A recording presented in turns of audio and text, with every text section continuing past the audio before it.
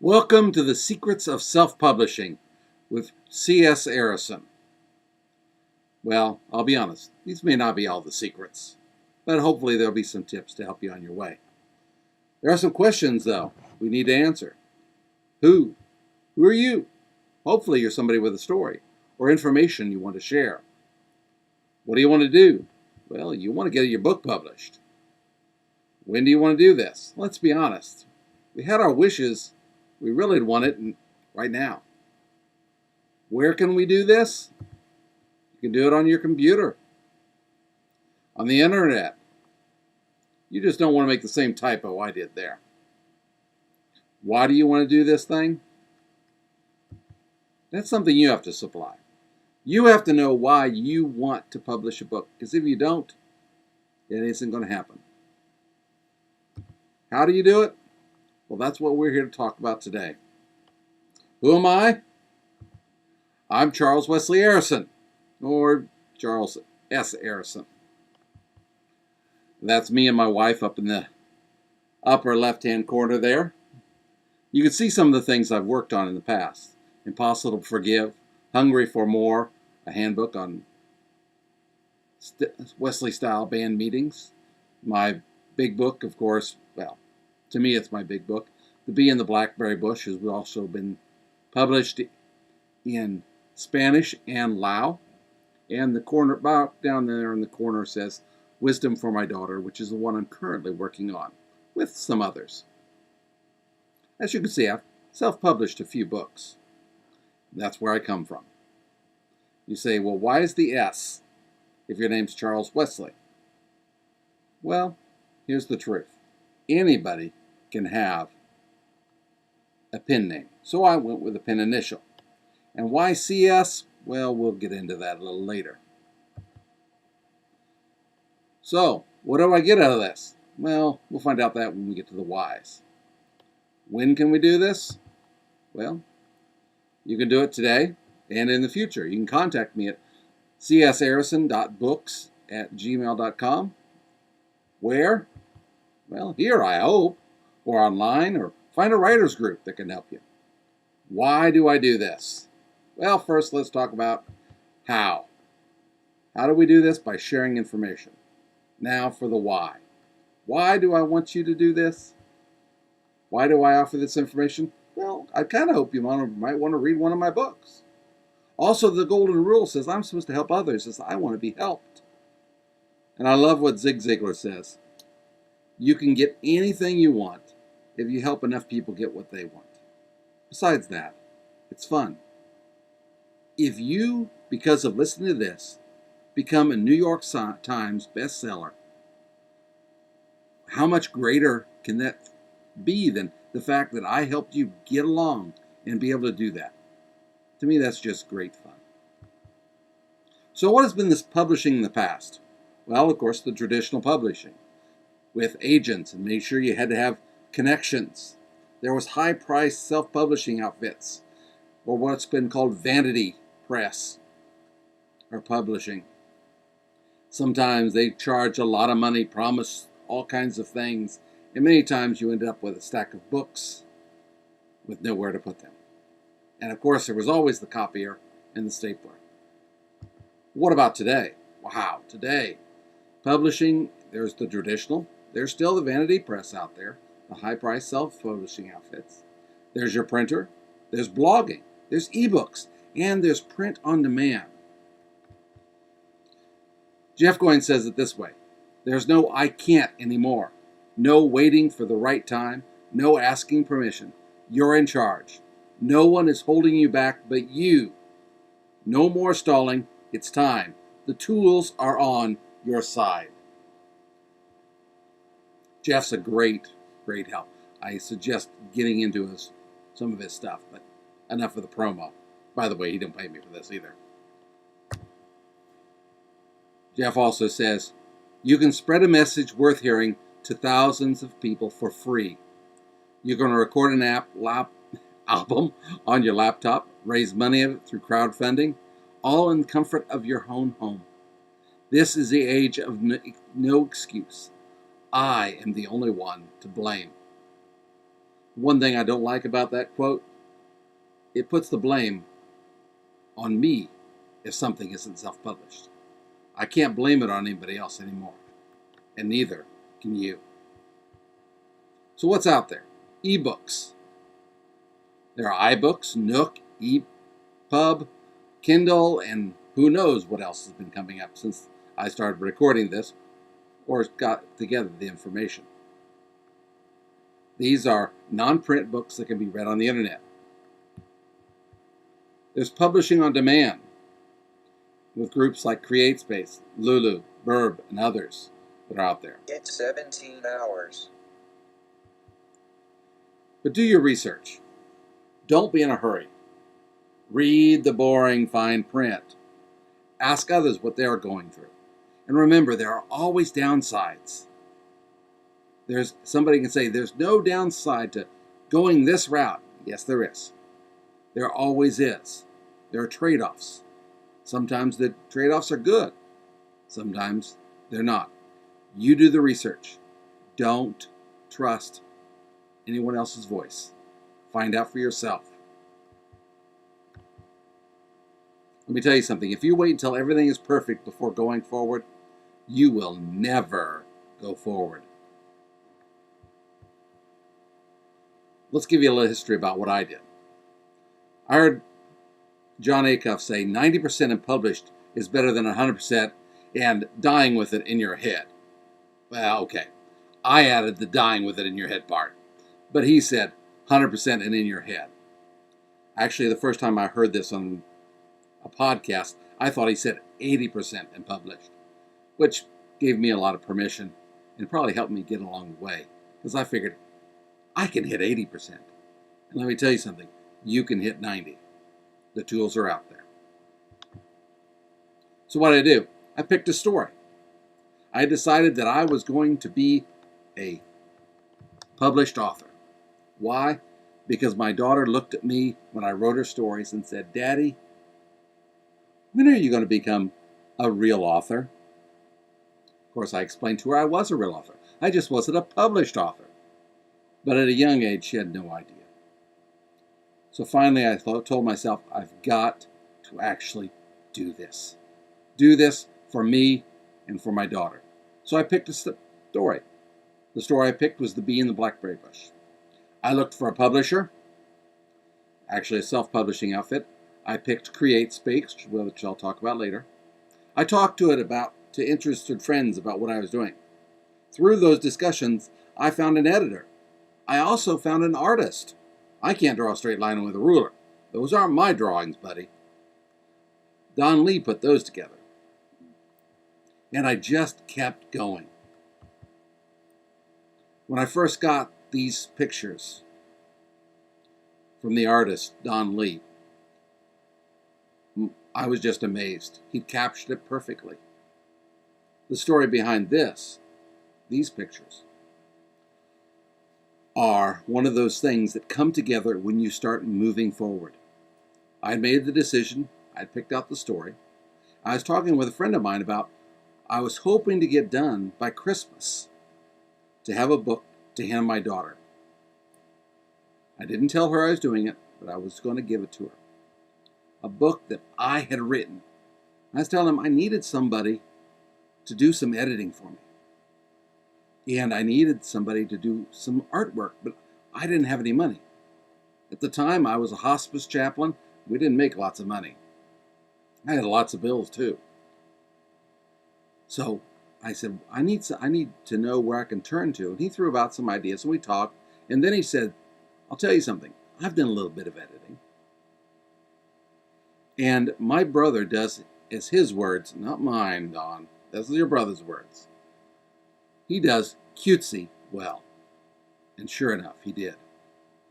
My wife looked at these pictures and wept. She cried because she said, that's your bee. That's your bird. So what did I do? I used, switching subjects, what did I choose? I chose CreateSpace. If you go to their website at createspace.com, they have this cute little video at the front, and it will tell you a little bit about what they do. It's associated with Amazon, Kindle, and ACX. Like I said, check out their website. It's very easy to go through. They have both an expert channel you can go or a guided channel. You can do this. It's not that hard. I'd show you more about it, but this is CreateSpace thing. I don't have the rights to copy their information and put it on here. So you'll just have to trust me. It was a good place to work with. Of all the places I looked at, this was the best for me. For two reasons. I found their royalties good, and I found that they didn't charge me anything up front, which I truly appreciated. Remember I said, I wasn't making a lot of money. Once I got everything together, submitting the text and the cover, after a 24, 48-hour review process where they find out whether or not they can print it. I'm not saying it's done right. They're just saying they can print it. If you submit something bad, they'll print bad stuff for you. So proof your own book. Use the digital proof and also use the proof print. You want to see it. You need to correct your mistakes. Believe me, you're going to make them. After having edited and looked over a couple of times, even after I had it published, I found mistakes. Finally, I hit the publishing button. Then you find out, oops, how did I miss that? The great thing about CreateSpace is you can go in, even after you've published, and update your manuscript. I did that. Thankfully, I was able to, because there were some mistakes I found. Also, I was able to update the cover, which you'll find out here in a minute why that was so important. These are just a couple of reasons why I like CreateSpace. So are you ready? Well, what do you or we don't realize that we really need? First of all, you need an editor. Trust me. Trust me on this one. Did I say trust me? You need one. I'm not kidding. Get someone to edit your work. You will miss someone. I don't care if you are a professional English teacher. You do college work. You're a PhD in English. Get an editor. Here's the crazy little secret. You'll read, when you look over the manuscript, what you thought you wrote, not what's really there. So get an editor. You say, well, I don't know anybody who edits. Let me tell you something. They're out there, all over the place. The internet nowadays, there are places you can look at. Personally, I've used the Polished Opal. Lucy Winborn are two of the people that have done work for me, and I've helped talk with them. They seem really good. And there are dozens others out there you can find to edit your work. Here again, do your research. Is it going to cost you something? Yes, but less than a bad book. Haven't you ever heard never judge a book by its cover? If you look at these pictures, you'll see you do judge a book by a cover. The light blue one in the left corner is the one that first came out. I won't even go into details why I picked that cover or what was going through my mind. But after a while, I decided that was just not going to make it. So I updated it, and the red one became next. Then I ran across a man who wanted to do me a favor. Mark Combs from DZINDNA, I think that's .com,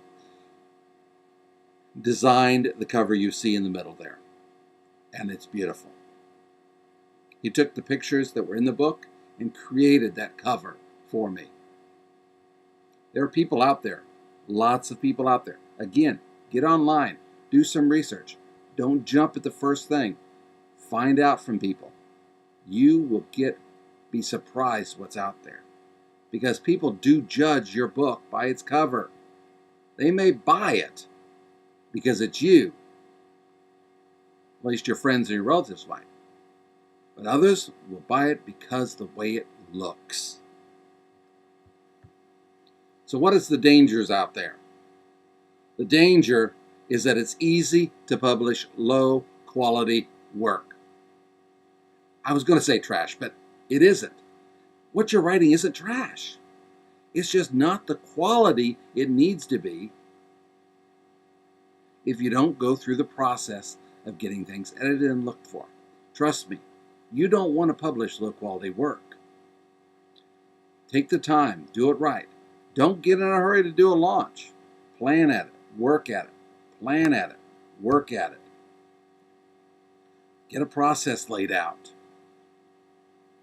Paul Song, who wrote Quarter Life Calling, just hit the jackpot in my book.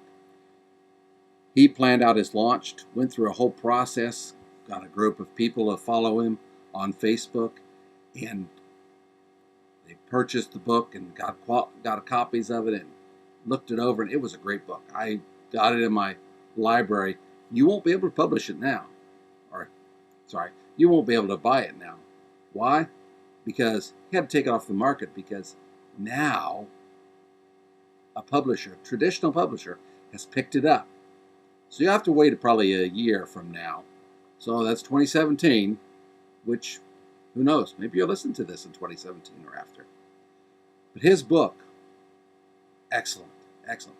But he did the work, and that launch for him helped make him hit it big. By the way, someone is going to hate your work, period. Am I saying this right? I want to hear this again. Someone is going to hate your work. You're going to put it together, and somebody's going to get on there and tell you that it's trash. They don't like it. They don't think anything of it. They're out there. They may be some of your own family. Now, maybe your work is bad. I don't know. But don't get discouraged just because a few people don't like it. You'll get discouraged. But if you do quality work, it'll work out. Finally, there's some myths about self-publishing. One, you'll make lots of money. Well, you might. Probably not, though. You will get fame. Maybe, maybe not. Here again, if all you want is fame and fortune, don't write books. You need to have a greater why in your life than that. Finally, not finally, but lots of famous people self-published. There were a lot of famous people that self-published, but some of the claims are exaggerated. And there's more to the stories than some of the people who are trying to sell you on self-publishing want to tell you. Well, did people do it? Yes. But their claims are somewhat exaggerated. Finally, people tell you self-publishing is a waste of time. Wrong. It's not a waste of time. I've mentioned names you may have heard of or may not have. Paul Song, as I mentioned, first started out self-published and now is in a traditional realm. Jeff Goins, big on self-publishing. My daughter's favorite author, I can't believe I lost her, Elena's Crossing, written by Taylor Shane. My daughter fell in love with his book. Tolkien, Lewis, and myself were all dispossessed by this one author who is self-published. Others out there who you may never hear of them. The AI series by John Darrell Winston, Angela Ford, The Five Warriors, part of the Four Worlds series. Sorry, Angela. All have done these things and are doing well. There are some good things out there. It's not a waste of time. You'll be surprised. Well, finally, do you have any questions? Here again, email me, csarison.books@gmail.com. Also, some other information you might like to know. There are a lot of places out there on the internet, on Facebook, groups that you can find out about editing, about networking with other indie writers, There's groups on the Facebook. I'll just list a few I know about. The Writers Group, the Curiouser Author Network. Also, the Curiouser Network has a group of editors too, but I'll let you check them out. Good people. The Enlightened Indies Network, just to name a couple. Find some people. Get some people standing beside you. I hope this has helped a little bit. If not, check out somebody else. There are a lot of people out there. Don't quit trying. Publish your book. Good luck.